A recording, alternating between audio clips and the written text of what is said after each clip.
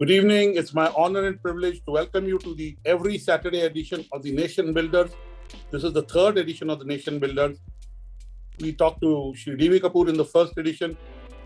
We talked to Shri S.K. Rungta in the second edition. Today we are talking to a lighthouse, if I may use the word, a lighthouse who continues to give light. He really doesn't not need an introduction, but as customary to give a context, let me welcome our guest today evening, Dr. R.A. Mashelkar. He's a Padma Awardee winner.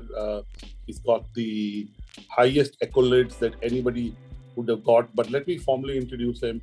He was born on 1st January in 1943. He's in his 78th year. And he's an Indian chemical. By training, he was a chemical engineer. He was born in a village in Goa called Mashel, and that's how his name comes from. He was brought up in the state of Maharashtra. He has a national imprint and an international imprint.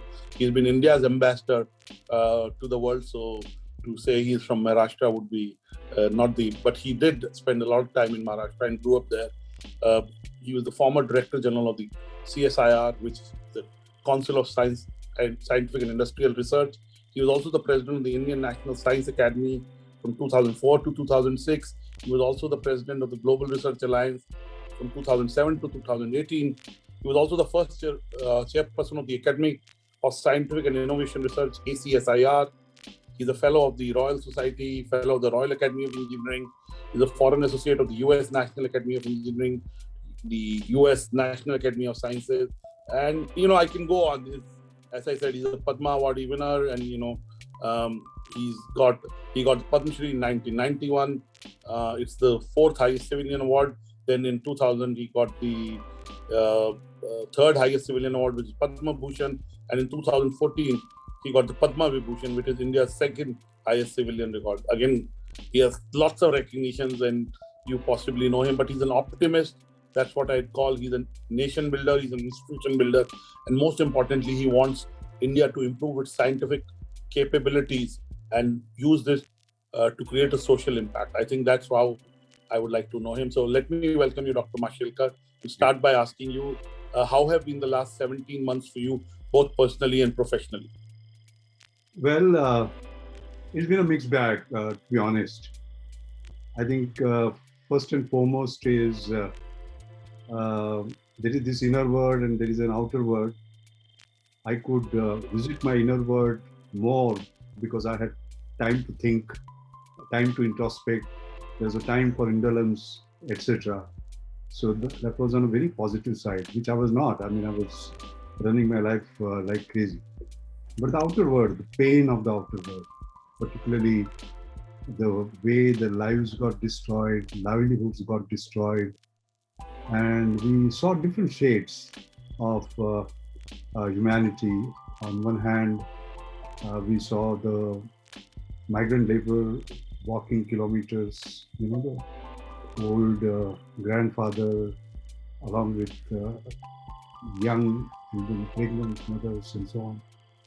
On the other hand, we saw also great courage, like Jyoti Prakash driving her father on a bicycle for 1,200 kilometers, showing the human resilience. So there were lots of these that one actually saw. Other thing that one missed, of course, I'm fond of the old norms, not the new norms. Like, for instance, I would have loved to be with you, give you a warm handshake, and give a big hug. I'm not able to do that. I hope we'll return to the old normal much later. You asked me about personal as well as professional life. Yeah. As far as the professional life is concerned, it has been amazingly productive. In fact, I was very, very busy, but I can say that I've been working maybe 2 or 3 times harder. Of course, now the new terminology is zooming in and zooming out. And therefore, you can do so much. And one has understood the very power of the digital work. For example, if you just take today, this is the 5th program of the day that I'm attending, by the way. And this is not the end. After this, there is sort of one. And one can do so much. It is absolutely incredible. During this week, There were board meetings. Then I was chairman of the Indian Statistical Institute, a review committee after 20 years. We submitted that. And there were so many other national and global. And I did that sitting right in this study room of mine from where I'm talking to you. So it is incredible. That's why I say personal, professional, but it has been a very interesting 17 months. Thank you so much. You summed it up by saying it was a mixed bag. The word used a lot these days is hybrid. Of course, your utilization of time in doing more than ever because you saved on travel time, as you rightly said, zoom in, zoom out. But you also shared your pain of seeing people in pain, seeing the plight of the migrant laborers. But you also talked about the fact that there were some bright spots in terms of seeing people displaying the best of human abilities and saving their family, friends, and people they didn't even know. So let me build on this and ask you, again, you come from the scientific community, right? And let me start by asking you, as a scientist yourself, you are a nation builder, institution builder. You've done many things and built many institutions of eminence, apart from, kind of classifying the institutions of eminence. As a scientist yourself, how do you see the response of the scientific community to this challenge posed by the pandemic? Well, I would put it this way, Anurag, that people look at 2020 as the year of pandemic. I would also look at it as the year of pandemic, but at the same time, it was a year of science, if you ask me. Frankly, the way the scientists all around the world, and I'm very proud to say those in India rose, was absolutely incredible. Anurag, it used to take around 7, 8, 9, 10 years to develop a vaccine. Here it was developed in 12 months flat, all right? Incredible. Of course, we are benefited by the fact that there is a technological advance. There are things like mRNA-based vaccines, etc., which were built on the previous scientific work that was done. So that was something extraordinarily remarkable. The important part was the way India rose, by the way. When the pandemic began, we did not know what was the biological nature of the virus. We had zero idea. We did not have any diagnostics. We had no drugs and therapeutics. We had no personal protection equipment to name, of course, we were importing some. Ventilators, we didn't have. Vaccines, and so on and so forth. And the picture changed dramatically, as a matter of fact, the way we rose. It's incredible. And the speed at which we were able to do it. For example, I am in the city of Pune, and in this very city of Pune, for example, there is a startup called MyLab, by the way. And we have to keep on talking about startups in our discussion now, because normally when we talk about science and technology, we always talked about universities, we always talked about national labs and so on and so forth, etc. But for the first time, the way startups have moved is absolutely incredible. For example, in Pune, once the genome sequencing was known in January 2020, within 6 weeks, actually they created these RT-PCR based diagnostics, and within 3 months they had tested 1.4 million people. And that too also, I must say, the 95% of the components that they used were local. Our Honorable Prime Minister talks about Atmanirbhar Bharat, don't depend upon anyone. That's a brilliant example of how quickly we rose. The second was CSIR that you mentioned, Council of Scientific Industrial Research. The way those 40 labs were galvanized by Dr. Shekhar Mandey, the current Director General, and in the variety of ways in which they contributed was incredible. I mean, for example, the $1 antiviral that was created by Indian Institute of Chemical Technology, manufactured by Cipla. Or, for example, our Institute of Genomics and Integrative Biology. Normally diagnostics, RT-PCR and others take a long time. They develop something where it is almost like a paper stick, which you dip, and within an hour, the results are available to you using cutting-edge technology, CRISPR-Cas9, for which Nobel Prize was given last year, by the way, that technology. Okay, so they rose it was incredible. Personal protection equipment were importing. We became within 3 months exporters, basically. Of course, when the crisis came and when we ran out of things, that was a different matter that we had to depend upon the others. So that was something incredible. What I'm particularly happy about, Anurag, is the way industry responded. For example, Marico. You know, I've been chairman of Marico Innovation Foundation. Harsh Mariwala has a big heart, and he had created that foundation. And they created 2.5 crore grand challenge. I chaired the committee to select. And the scientists, technologists who were not in this area at all came up. Like, for example, we had put a grand challenge on the ventilators. And ventilators for our conditions, by the way, because electricity runs out, there are power breakdowns, there is no trained manpower, you don't have medical oxygen supply many times, etc., etc. And the way they sort of came out was absolutely incredible. And particularly going back to the way the startups reacted, finally, I want to talk about. For example, ICUs. You know, we started running short of them, basically. Now, here is Mudit, a young man in his late 20s who got this Anjali Mashelkar Inclusive Innovation Award. I will talk about it a little later.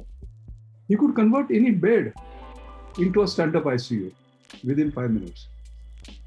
And all the parameters, critical parameters, 7 of them basically, he had used such a technology, could be measured remotely. Now you can see the importance of this, actually. Not only the cost being reduced, remote monitoring and using artificial intelligence to actually find out the state, so that if the patient is going to go critical, there are signals and then he's basically moved. So I think the point is, I'm extremely proud of Indian science, technology and innovation, the way we rose. In fact, while ending, I can tell you, in Atlanta, there was an Indo-US council meeting, and they invited me to give the opening talk, and they say, we leave the choice to you. And you know the talk I gave? The way Indian science and technology and innovation goes to this challenge. So I'm very proud about the way, what you are doing. And you know, you always said, Dr. Mashelkar, that India should be a leader in innovation and not in imitation. So clearly, in some way, your words of encouragement over the years and your hope and aspiration came into action, and you know, young startups as well as institutions delivered. Now, in your view, what has changed and what remains in the last 7 months? Especially COVID has been the chief digital officer for India. It has transformed us in a lot of ways. You talked to the fact that you I'm much younger than you, but I also like a physical handshake, a hug, having a cup of tea face to face, as I use it, or traditionally physically. But we live in a 3C economy: a collaborative economy, a compassionate economy, and most importantly, a contactless economy. You know, we are doing this virtually. So what do you think will be the long-term impact? And will everything that we do become hybrid? Yeah, that's an excellent question, by the way. And I love your terminology of chief digital officer. That's a very interesting one. I'll put it to you, Anurag. What pandemic has done is not make us discover anything new. It has just accelerated what was going on. For example, we look at work from home.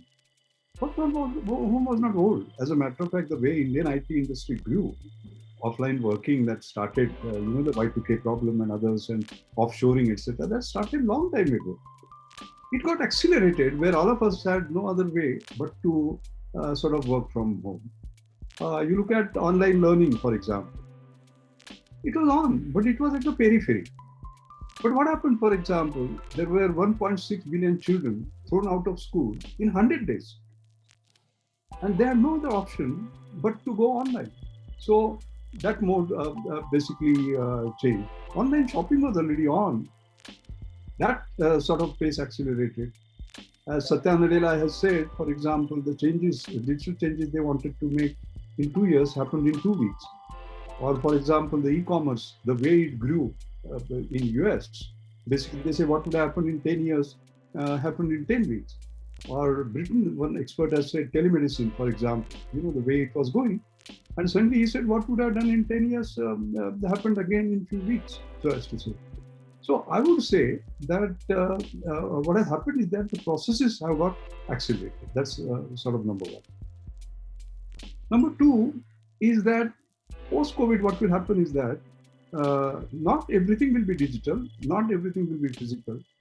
I would say that will be a phygital world, basically, a new world which will be phygital. For example, take education, learning. The interesting thing about education is that it has three parts: learning, doing, and being. Now, learning is something that you can do now. All right, it is incredible how much you can sort of learn just by digital. On the other day, there was my friend Uday Gujar brought his grandson, which just 8-year-old, by the way, 8-year-old, no? And can you believe me, Anurag, he could have a discussion with me on the virus, the mutation, the spike protein, then how mRNA and the rest of it. I was shocked, actually. Then I showed to him a photograph of Watson. Crick and Watson had won the Nobel Prize for discovering the structure of DNA. He couldn't recognize him because he was old. When I told him about Watson, he could talk about their Nobel Prize discovery, and who did not get the Nobel Prize? Who should have got? 8-year-old. So I asked his father, what are you, how come? You're not a scientist. He said, no, I just gave him Google. Google became his guru, and he learned on his own. So this is what I mean by learning. But what is happening here is that he is using his brain as a storage. It has to be a processor. And processor requires a teacher, basically. All right. So that is the learning part. Then there is a being part, a doing part, which you have to do with hands, of course. There is no substitute. And last part is being part, being a part of the society. That has to be through civil interaction, human interactions, So you might be able to do the first part, but without second and third. So that will not be possible. So I would say the new word is going to be, simply one, where we are going to ask before we take any action, can it be done remotely? Can it be done otherwise? And then what is essential and what is not essential, including travel, everything, basically. I remember I was on some 7 or 8 boards, and even for a half an hour meeting, audit committee meeting or remuneration committee meeting, I used to go all the way down to Mumbai and come back, wasting the whole day. I wouldn't do it anymore. All right. So I think there is going to be sort of a new call in terms of the work. As far as the work is concerned, my last point is that different companies will do it differently. Like Google, they already said that for the next, in July, I think the statement was made that for 12 months they will work from home. KPIT Technologies, I've been chairman of their innovation council. I was talking to the chairman and he said that we'll do 50%, basically 50% workforce and so on. And then I said, but what about human interaction? They will say, no, we'll have staggered 7 days, out of which, 5 working days, out of which 3 digitally, 2 physically. So there's going to be a lot of distribution of this. The way we are going to do things. I think this is a completely new world that we are going to see. Absolutely, and it is serendipity that we're talking on a day which is Guru Purnima, and to be a guru, you also have to find the right students, and gurus also learn from their students. It's about reverse mentoring, but we'll come to all that in a while, and let's build on what you said.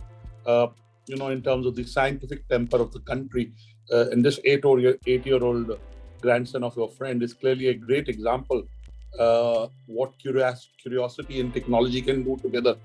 But as I said, you are known to be a champion of innovation, and you always said you'd like India to find its place in the world through scientific developments, through innovation.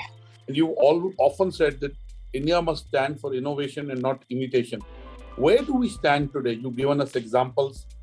How can we build a world-class innovation ecosystem? Yeah, that's a very important point. As a matter of fact, I remember when I got this J.R.D. Tata Corporate Leadership Award in 1998. In my speech, I had said final words where that the I in India must not stand for imitation, must not stand for inhibition, it must stand for innovation. I in industry must stand for innovation. I in every individual must stand for innovation. Because innovation represents change for the better, so as to say, in different ways. Now, your question is, where do we stand? All right. There is a matrix called Global Innovation Index, which ranks about 131 universities based on the innovation. And I can tell you about 10 years ago, we were 62 among 131. Then we went to 64, 68, 76, 83. We kept on sliding. Why? Not because we were doing badly. Others were doing well, basically. When you are running, it is not how fast you run, how fast your competitors are running. But the good news, that is the bad news. The good news is from 83, we gradually have now inched our way to 48. All right. So we are now among the top 50. But China, who are at the same level as we were, basically, has actually moved way up in the 20s, so as to say. So the others have moved faster. I think that is a sort of a first point. The second is, in terms of innovation, there is not just technological innovation. There is a business model innovation, there is a workflow innovation, there is a system delivery innovation, there is a policy innovation, and so on. And what one finds is that in some of these we are very good, like workflow innovation. Okay, if you look at somebody like Arvind Eye Care, okay, in the US the cataract surgery will cost you $3,000. He does it for $30. Then you would say, oh my God, 1,000 times cheaper means the quality must be terrible and so on and so forth. No, there is a table that I can show where 7 out of 7 parameters post-surgery are better than Royal College of Ophthalmic Surgery. So the innovation that he does is actually what is called as a workflow innovation, that he distributes basically the work by using the McDonald's model, by the way. The work is distributed all along.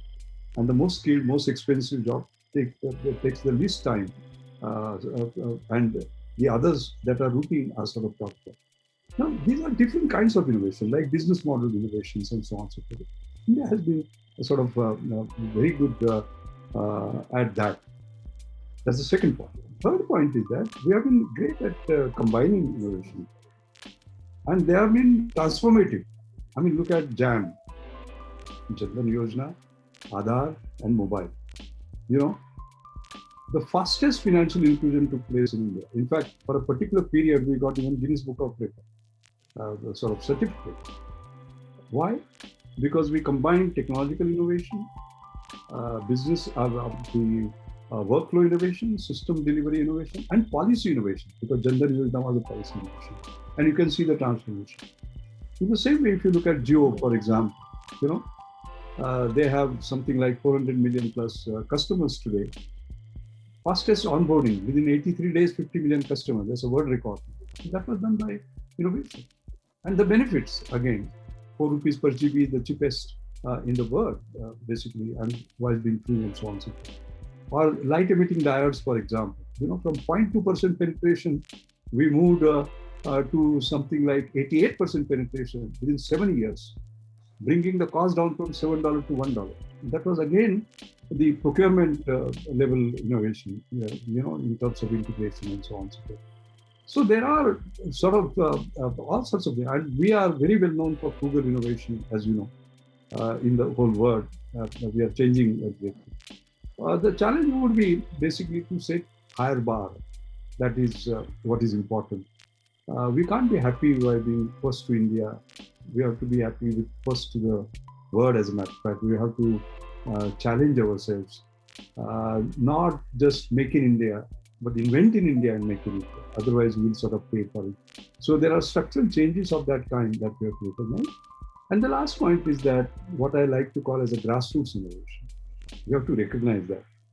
You know, uh, I think what we have to recognize that everyone is someone, and minds on the margin are not marginal minds, as my friend Professor Gupta says. And therefore, each one of us is capable. So I was a chairman of National Innovation Foundation for 18 years, but Anil Gupta was the hero, really. He would do Shodha Yatras, I call him Modern Gandhi, and try to go to villages and find out the kind of innovation that they were doing. And if you go to the National Innovation Foundation website, you'll see 20,000 such innovations being listed there. So I think India does innovation of a particular kind, let us say, but Jugaad is not the innovation that we want, actually.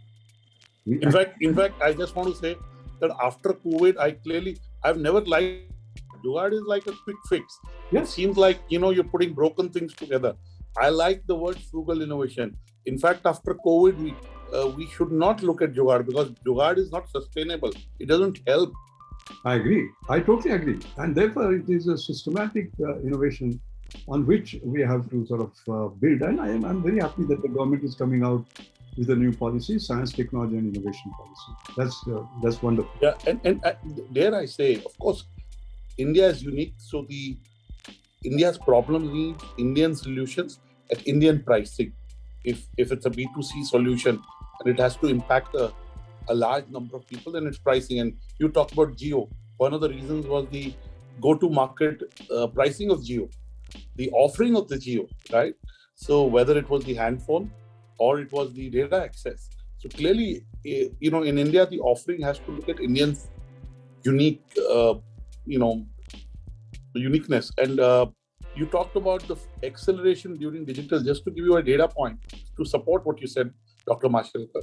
In the US, e-commerce in the last 20 years became 16% of the total retailing pie in 20 years, 2000 to 2020. And within 2000 to 2021, from the 16, it has become 27. Yes. 11% in less than 13 months. Yeah, that is the point. The acceleration is, and it continues to accelerate. So from all the domains you talk, I can give you data which supports what you're saying. It's absolutely, you're absolutely bang on. But now we're talking of innovation at a state level, at a country level, as a nation, right?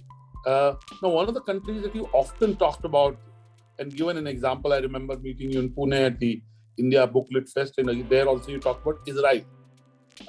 And you always said that Israel has stood for innovation, even in adversity. What can we learn from other countries, and which countries, and what can we learn in terms of improving our scientific quotient, and especially what can we learn from Israel?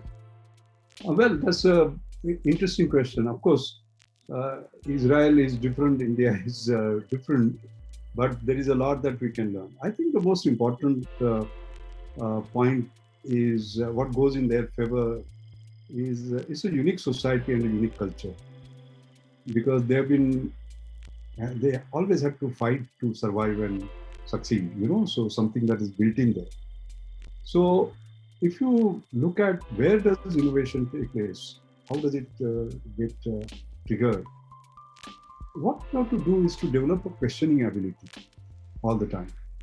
What it means is that we have this sir, we say respectfully, but sir becomes yes sir. You have to disagree, you have to question. As Richard Feynman, the Nobel laureate, had said, the challenge is not to create so much new ideas, but to escape the old ones. And for escaping the old ones, you require irreverence. So in India, there is too much of reverence, Baba Vakyam Pramanam, so as to say, all right? I think that the Israeli kids, they can challenge their father, their grandfather freely, and that is taken in a good spirit. So that's basically a cultural part. The second is the training that these young people, because finally it all starts not at your age and my age, Anwar. It starts when the children sort of are born and they grow up.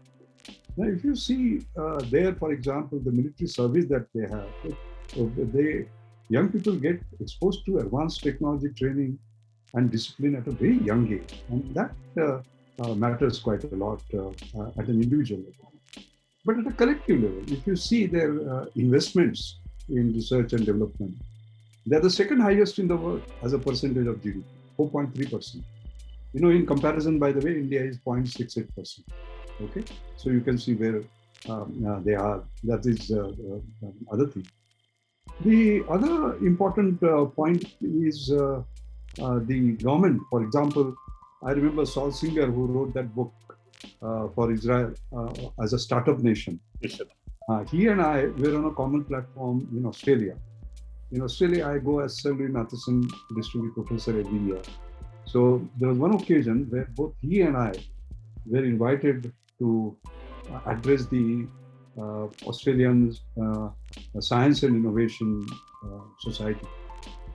And I remember he spoke first and I spoke later. And very frankly, after hearing him, I said, yeah, you are a startup nation, we are a starting up nation. And that is true. We have to learn a lot. But there, as you can quite clearly see, he's actually brought out. For example, there are 70 venture capital companies there. For a small country like that, their VC per capita is the highest in the world, and most importantly, their ability on flexibility. For example, when the COVID broke out, you cannot just believe it. They created what is called as Ambovent, an open source ventilator. How many days? 13 days. At a cost which was 1% of the standard one. And there were 40 collaborators they were able to bring together, right from students to techies, to the hospital, to defense contractors, and name it. That agility and adaptability. So I think there are several of these factors which make them do what they do. And I see no reason why some of these we can work out. Like, for example, the irreverence part of it, the questioning ability part of it depends upon our education. The way it's not learning by rote, but learning by doing, and learning by creating, and learning by co-creating, and question, and so on. So if we bring these fundamental changes, definitely. And the young generation has that done by the way, I must say. Yeah, and we're talking one day after Zomato has listed. Clearly, it's a proud moment for India. And clearly, the fact that a company that started less than 10 years ago can list and have a market cap of 1 lakh crore on the first day. And again, this discussion is not about valuation. But the fact is, there is a lot of value. The fact is, people are starting up and building big companies which provide employment, which give you promise for the future. For example, Zomato hires a lot of specially abled people for delivery and so on and so forth. So, clearly India is on a path to possibly realizing the dreams that you've been talking for last 20 years, at least last 20 years, I've been glued to what you're saying. Now, what would be your top 5 mantras, 3 mantras to make Indian startup ecosystem world-class? We're getting there, but how do you accelerate that? How do you make it world-class? And I keep saying that Indian entrepreneurs are focused on being rich. They're not being focused on being wealthy. So how do you really make sure that we compete with the Silicon Valley? And you rightly said that now with COVID, geographical barriers have gone down. Look at Byju's. It is buying startups across the world. Its ambition is to be a global education technology company, not be an Indian company. We've been talking last time we met, we said India does not create product startups from India. We are more service startups. I hope you remember that. And clearly now he's building a product company out of India and at a certain scale. So what do you think are the 5 mantras that can make Indians startup ecosystem world-class and competitive like Silicon Valley? Yeah, that's an excellent question, by the way. Look, I've been associated with startup in different ways. In fact, at the ripe young age of 70, I myself been a founder of 2 startups, by the way. So I've seen that, and also in different ways. Like there is a GeoGenNext corporate accelerator. I've been its chairman. I've been consultant for advisor, for example, for Tata Capital Innovation Fund and so on. So I've watched this startup space very closely. I would say the 5 mantras would be like this. The first is talent, technology, and trust. We have all the talent in the world.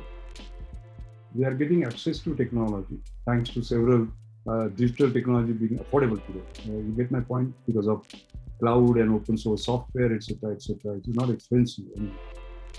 The trust is the most important. I think as a community, as a society, as a nation, we must trust our young people. I'll give you an example. In my mother's name, I have this Anjali Mashekar Inclusive Innovation Award. One of them went to Dr. Naveen Khanna. What did he do?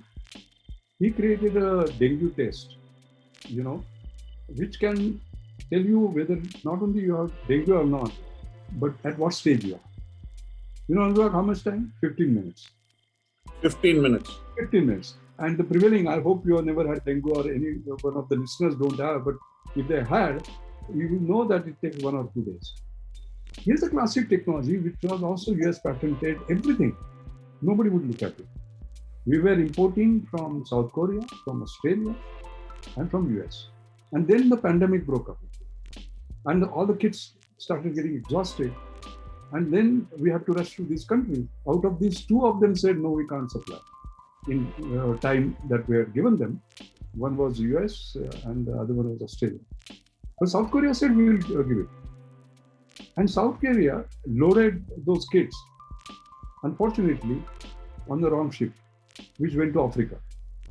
So Anurag, we were left with a situation where there were no kits. And then there was no other option but to turn to Naveen Khanna's kits. Can you just imagine? And today, at that time, his market share was 0%. Today, it is 78%. Now, just realize that if the ship had come on time here, he would still be 0%.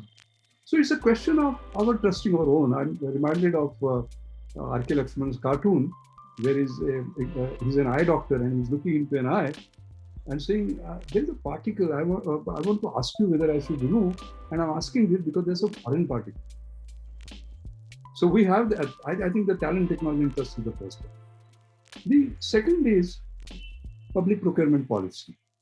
When we have sort of breakthrough technologies, what happens is that the government comes in and creates sort of a procurement channel for these. I'll give you an example. Take Computer in 2001.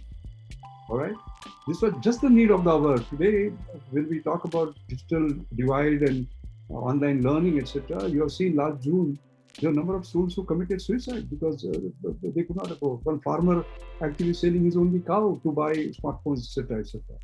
But we had the technology Computer in 2001. What should have normally happened was government doing a public procurement, ordering some 5,000, 10,000, etc. He's getting feedback and then perfecting the product and going, So we require policies of that kind. That is sort of most important. In fact, Amitabh Kant was kind enough to ask me to prepare one. I have done that, and that appears actually in his book. I do hope that that's the second part. Third part, we must make it easy for them. For example, Anurag, it is like this, that if there is a Sachin Tendulkar and he has scored a century at the age of 15 in Ranji Trophy, which he did, so ask him, where is your 10-year experience before we take you into test? So, very good example. Yeah, good example. So, startup is a startup. That's why he doesn't have prior experience. So, for example, in Maharashtra State Innovation Society, what we have done is that there's a particular process that has been put in place, and without changing the complete tendering process, we give a work order to a startup, for example. There was one who had these drones which can clear the surface of the rivers. And Pune Municipal Corporation, Pimpri-Chinchwad Municipal Corporation gave an order, and he was successful, and now he has got orders from everywhere.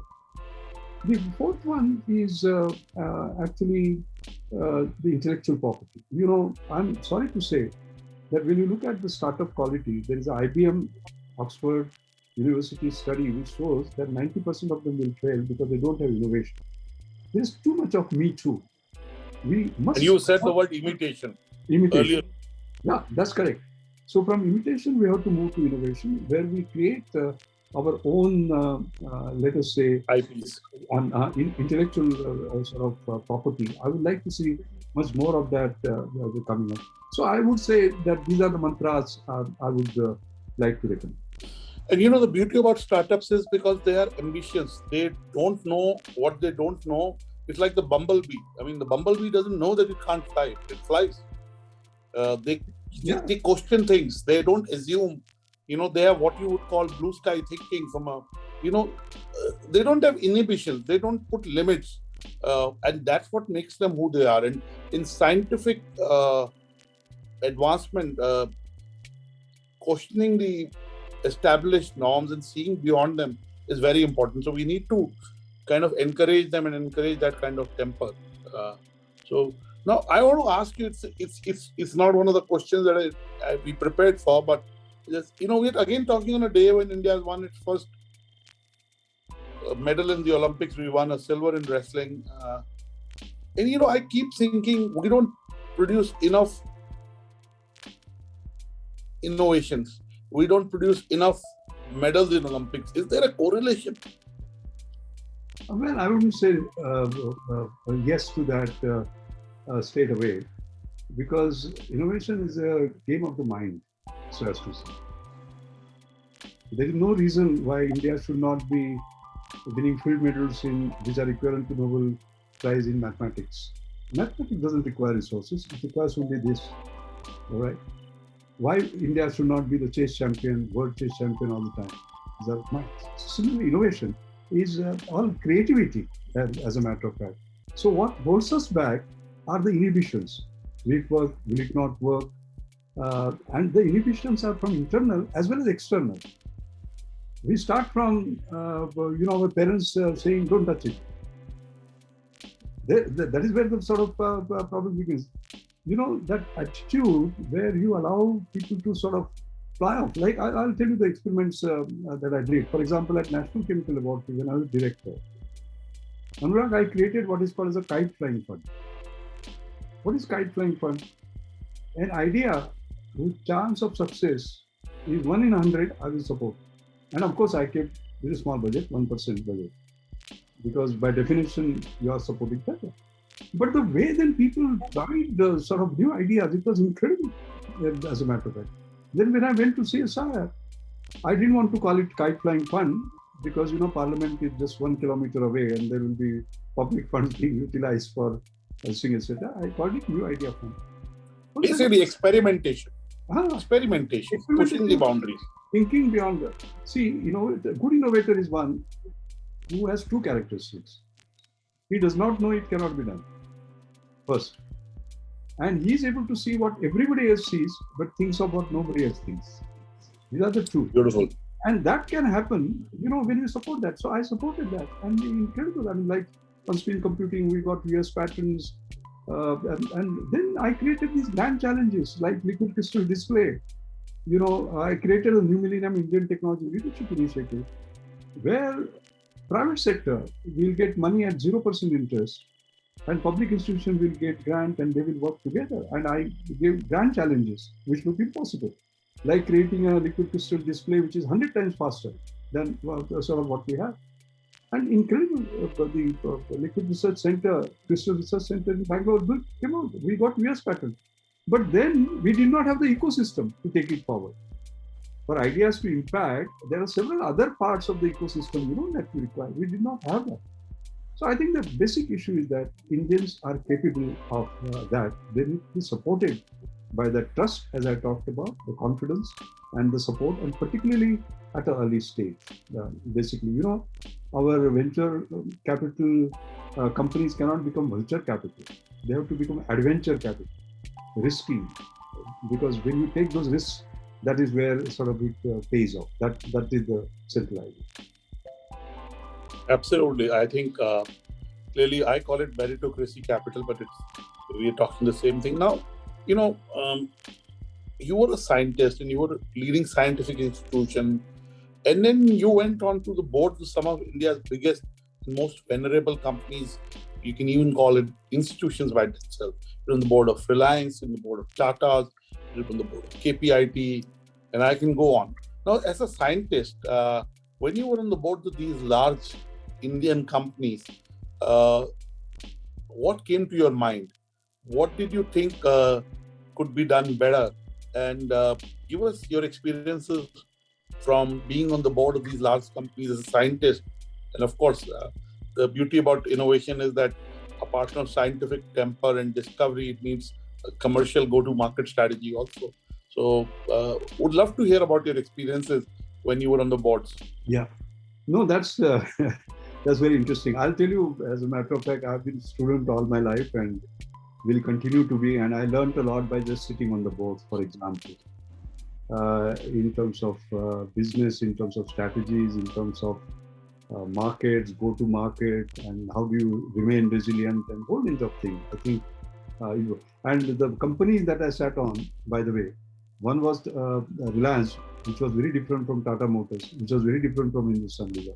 So each had his genetic makeup, but each had his greatness, by the way, in their own way, basically. That is the first thing I found. The second thing, as a scientist and somebody who is very passionate about innovation, what we did was we actually, basically, for example, Reliance. We created a Reliance Innovation Council. Okay, can you believe it? It had Nobel laureate John Maryland. It had Nobel laureate Bob Grubbs. It had the highest cited scientist in the world, whose market cap is $30 billion, George Whiteside. It had C.K. Prahalad. It had all sorts of sort of people. And with KPIT technology, again, KPIT Technology Innovation Council that we created with Thermax, again, we created Thermax Innovation Council, etc.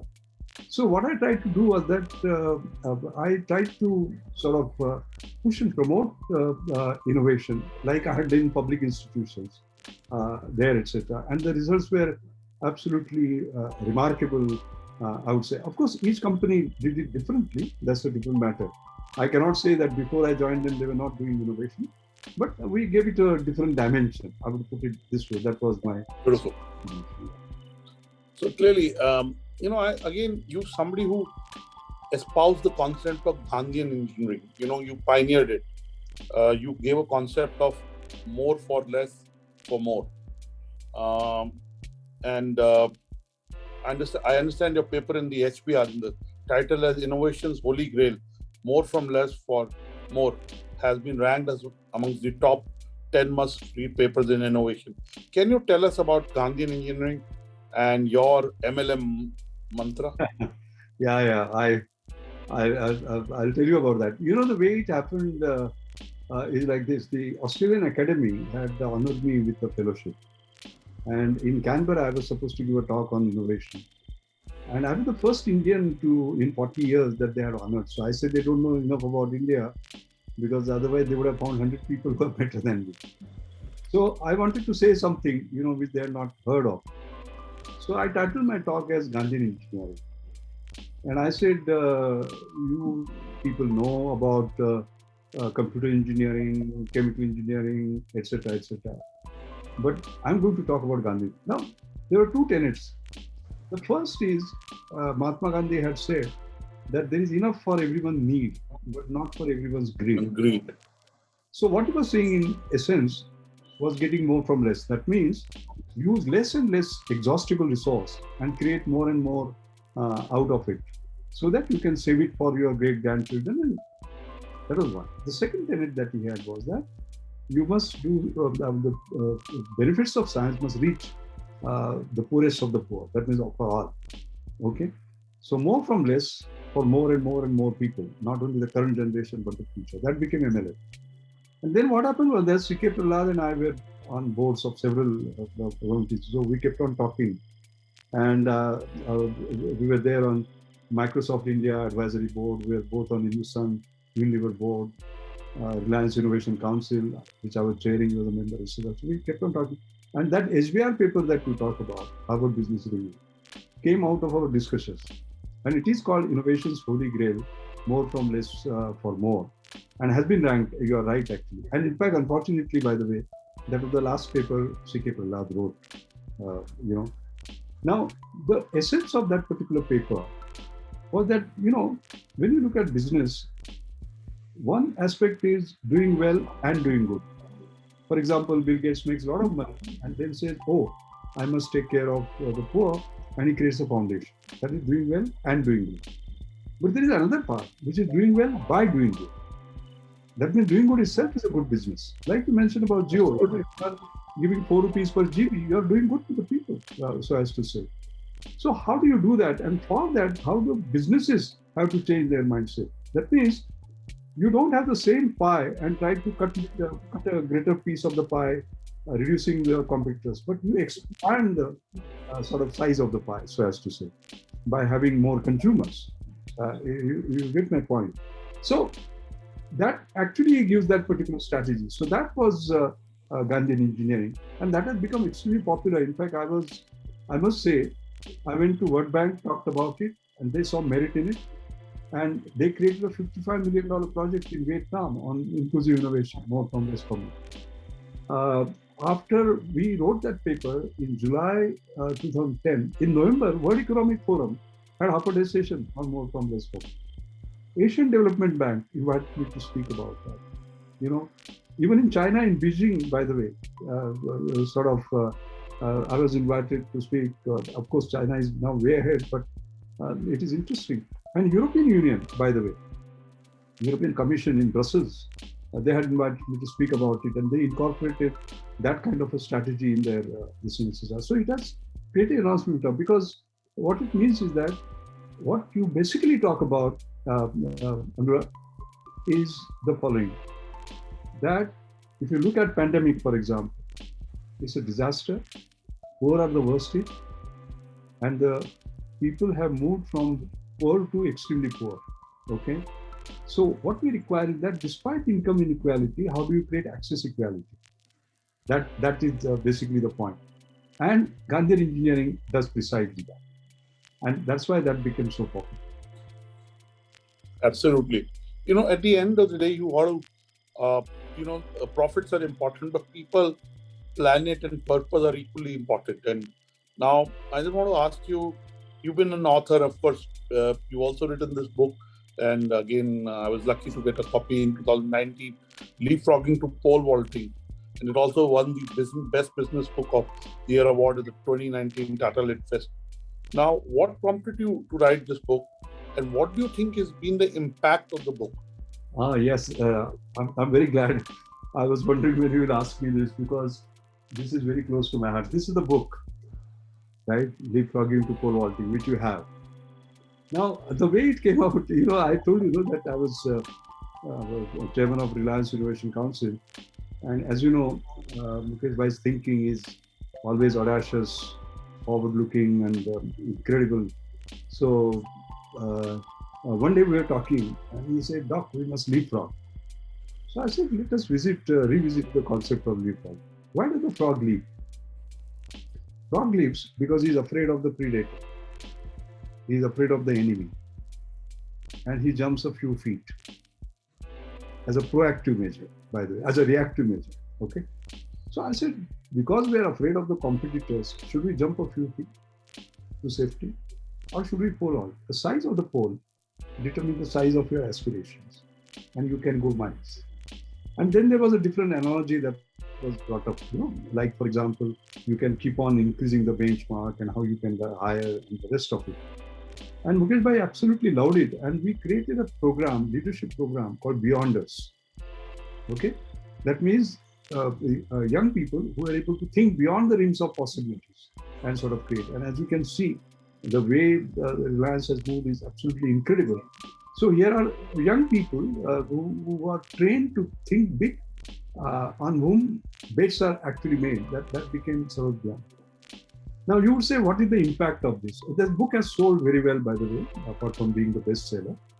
And one of the things that has picked up, I'm very happy to say, is the following. Somebody asked me when I was discussing this concept, He said, how do you make sure that when you pole vault, you don't land up in a wrong way and break your bones?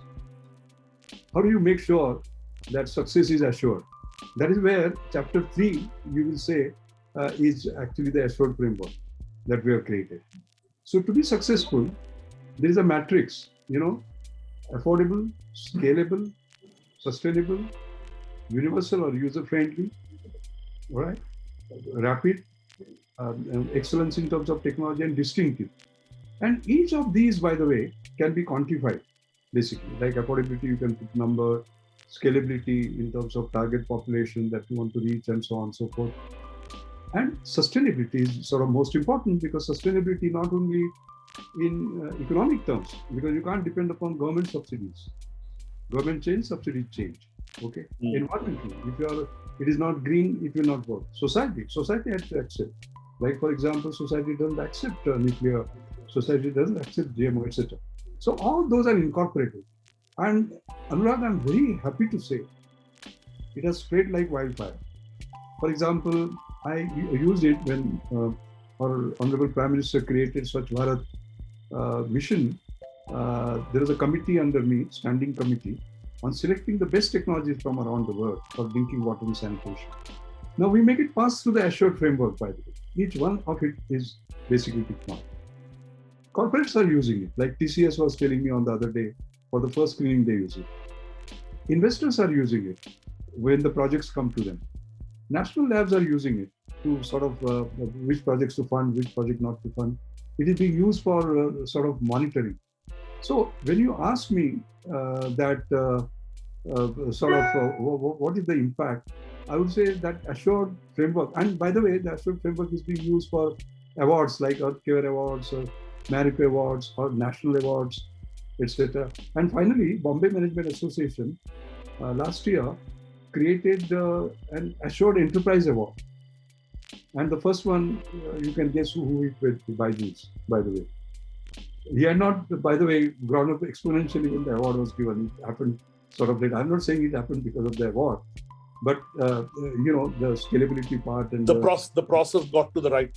Yeah, absolutely. So this is the book, and this is the impact.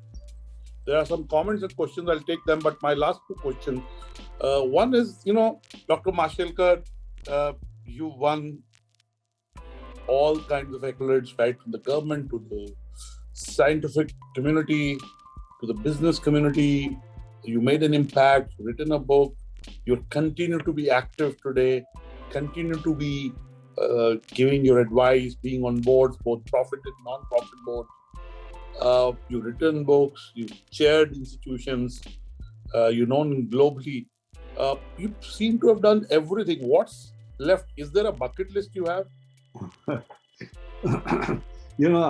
have to take 2 minutes to tell you a story. Professor C.N.R. Rao, Bharat Ratna, the greatest scientist of India, and accepting Nobel Prize, he has got all the honors. I hope he will get one of these days.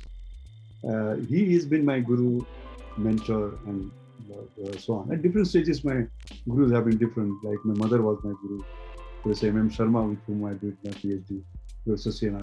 So there is one story that I will narrate and then tell you what happened.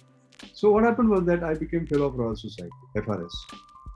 In 360 years, only 3 engineering scientists have become FRS, by the way. So you can know, and in fact, it is considered as, in fact, when I got FRS, I had got a message saying that enjoy it, because now only 2 greater things can happen to you. One is Nobel Prize and second is death. One is certain, another one is uncertain. So you can see this value. So I remember calling Professor C.N.R. Rao and saying, sir, I became FRS. You know what was his response on that? Not bad. So I was very disappointed. Then I got another honor, American Academy of Arts and Science. Again, the 7th Indian from 1870 to sort of get it, and so on and so forth. So again, I phoned him up. I thought this time he will do. Again, his answer was not bad. Then I became American National Academy of Inventors Fellow. At this time, I was the first one, by the way, from India. So I thought now at least he will say something. Still, then I got upset. I said, sir, what do I have to do to impress you? So what he said, drives my life. What he said was, he said, my formal name is Raghunath Mashelkar, but my people close to me call me Ramesh. He said, Ramesh, you are climbing on a ladder of excellence, which is limitless. The only limits are what you put on your way. Translate it into other way. What it means is that no matter what we achieve, what you have to say to yourself is my best is yet to come. So my advice has been always that whether you are 18-year-old or 80-year-old, and as you said, I'm 78 now, 78 going to 70 now. Every day in the morning, you have to get up and say, my best is yet to come, and maybe today is the day. And my best is yet to come is not just for you to help your bank account or for your family, for the nation. That is my drive, by the way. Every day is a new day where, Absolutely, and your life an example. And Dr. Mashelkar, as I said, this is my last question. What are your mantras, if I may call it Dr. Mashelkar mantra, for building more nation builders like you? Well, I would say that there are 5 very quickly. I will give you. The first one is aspiration. You have to keep your aspiration high. All right. And I'm very happy, by the way, that our younger generation is keeping the aspirations high. I was talking to somebody, some young group of people, and I was saying, look at Satya Nadella, look at Sundar Pichai, you must become like them, etc. And I remember the young person, one fellow getting upset, you don't understand what we think. Your generation, your idea was to go to US somehow. The next generation, go to US, but join Microsoft. Next generation, go to US, Microsoft, and then Satya Nadella. Not our generation. We want to create our own Microsoft, our own this India.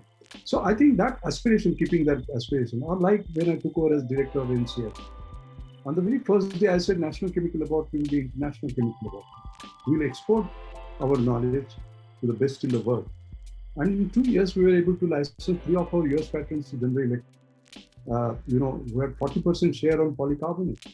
And we created patents in polycarbonate and sort of the same people who are doing copying reverse engineering could do that. So one is aspiration. The second is hard work, basically. There is no substitute, by the way. In my life, I worked 24/7, day after day, month after month, year after year, and do so till I breathe my last. Today, as I said, this is my 5th meeting, and 8 o'clock there is a 6th one. The next one is, for a good leader, innovation is important, passion in the belly is important, but compassion in the heart is very important. These 3 qualities, basically. The 4th is positivity. People call me a dangerous optimist, by the way. I have a way of looking at things which are always sort of positive, and that can change the mood, basically, and change the sort of organization. And the last one, the most important point that I like to make, and I'll explain. See, I was born in a very poor family. My father died when I was 6. My mother brought me to Mumbai. She did manual work to bring me up. 2 meals a day was a challenge. I studied under street life. Went to municipal school, and I remember to get 21 rupees for getting into secondary school, she took 21 days and borrowed it from somebody who was doing housemaid work. And all the good admissions were over. And one of the poorest school I got into. But that poor school had these teachers. And that teacher, Principal Bhave, he did not believe in chalk and talk. He believed in seeing and doing and learning. All right. So one of the experiments he did was a very simple one. He took a convex lens. She wanted to show us how to find the focal length. So here's a piece of paper. He moved it up and down. At the point in time, the brightest spot came, and he said, "This is the focal length, this distance." And then he held it for some time, and the paper burned. When it burned, he turned to me, and he said, "Like this, if you focus, you can achieve anything in the world." That gave me 2 things: one, philosophy of life, focus, and second was that science is so fantastic, I must become a scientist. But later on, Anurag, as I grew, I saw something more in it. If you look at a convex lens, there are these parallel lines. Sun rays are parallel. And what is the property of parallel lines? We learned in school. They don't ever meet. What does a convex lens do? it makes them converge. So what you see is a country which is getting divided on the basis of caste, race, religion, language, etc. So the most important quality of a good leader is providing convex leadership, bringing everybody together. And that's why when I became NCL director in organic chemistry, I said, no, one NCL. When I became Director General of CSR, 40 labs, I said, no, one. And 19 laboratories were working together when I left, as a matter of fact. So I think we require that convex lens leadership, not concave lens, which actually takes others forward. I would say these are my 5 mantras for leadership. Thank you so much, Dr. Maheshwekar. And clearly, you've delivered a masterclass in being a social impact creator and a nation builder. There's one question that I'd like to take up. It's from Mr. Lalit Joshi. And he's asked a very long question. But basically, he's saying, how do we nurture the rural ecosystem?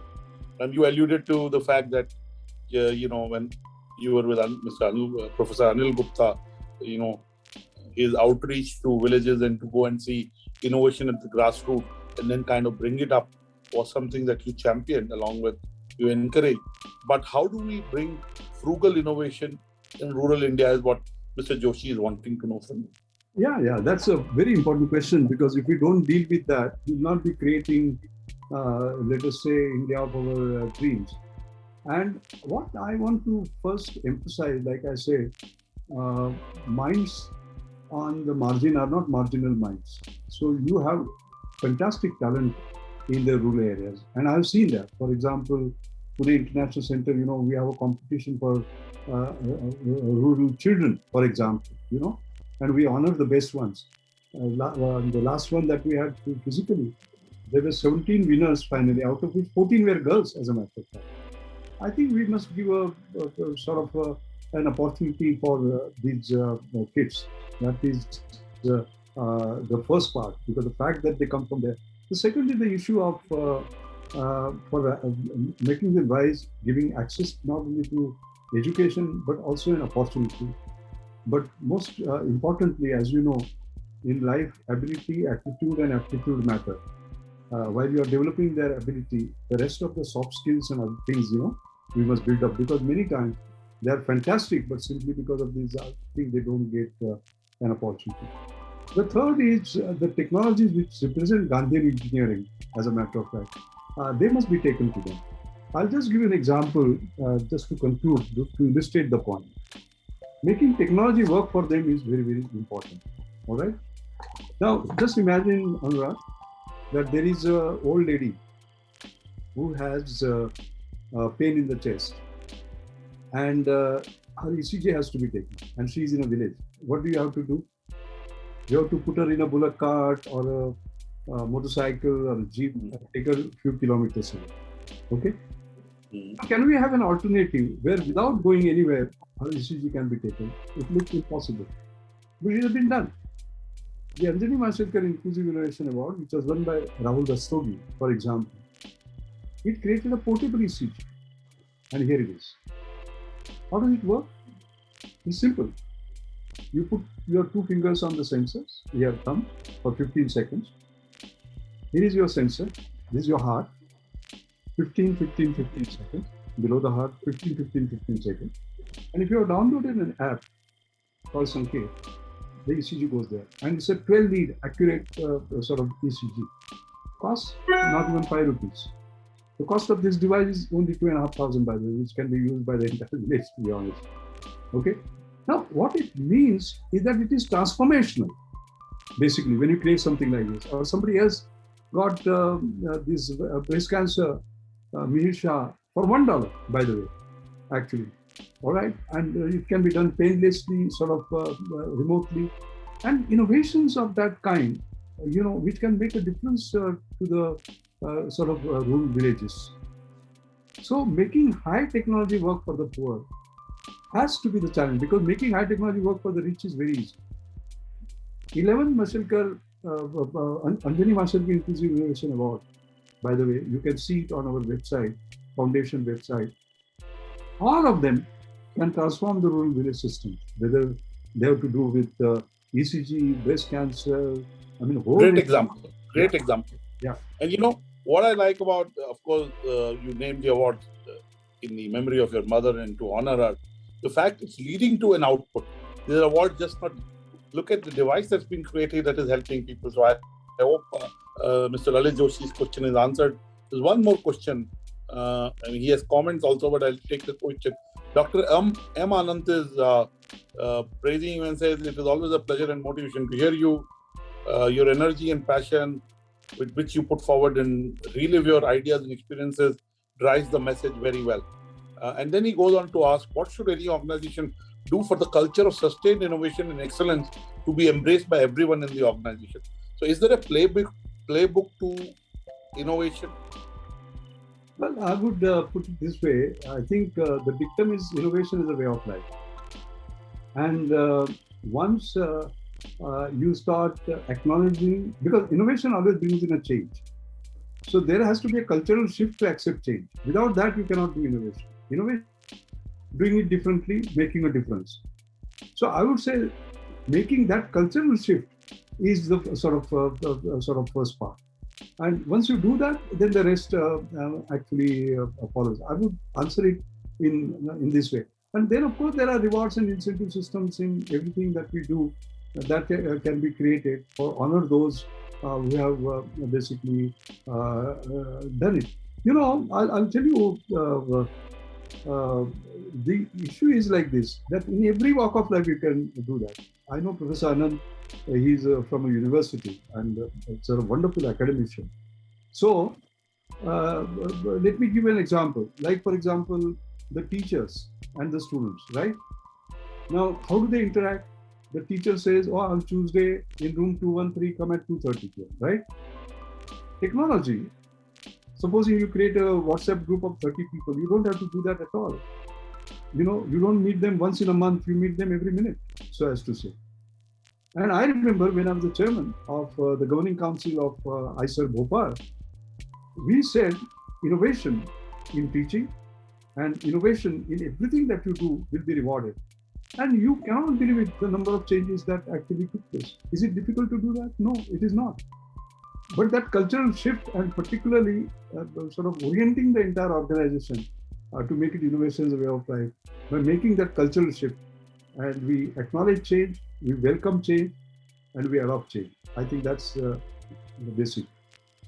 And what is incredible, Dr. Mashelkar, he's thanking you for your answer, and he's saying the mindset change is critical. What is I love the fact that you believe that every day brings new ideas, opportunities to be able to create something, and tomorrow will be better than today. And I think if just somebody took that message, that's about being hopeful for the future. I think the last 3-4 months brought a lot of anxiety about the future. So I think just that emotion that tomorrow can be better than today and will be better than today is a beautiful thought to take forward. And I'm grateful to you. And over 6 decades, you kept yourself relevant, active, and you contributed. You not just led. So really, we salute you and we're grateful to you for your contributions. Your contributions are invaluable, and you continue to make it time and impact for people and on people. So grateful to you. Just by doing what you do, you inspire many people. Your guidance matters, and your leadership in bringing out grassroots innovators like the one you showcased to us through your foundation matters. So thank you, Dr. Mashelkar, for talking to us. Honestly, I don't feel like ending the talk. I feel like talking to you for another hour or 2 hours, but I'm sure we'll be able to get another opportunity to have a conversation with you, and we look forward to that. Thank you so much. For those who could not watch the full conversation, you can watch it on the YouTube channel of BW Business World, or read a transcript in the next issue of the BW Business World magazine, or read it on Monday on the businessworld.insight. Thank you, Dr. Mashelkar, for joining in the 3rd session of the Nation Builders series, and we look forward to your continued nation building through your social impact initiatives. Thank you so much. Thank you. Thank you so much. Thank you for having me, and thank you for giving me the privilege. Thank you. It is all ours. Thank you so much. Good evening.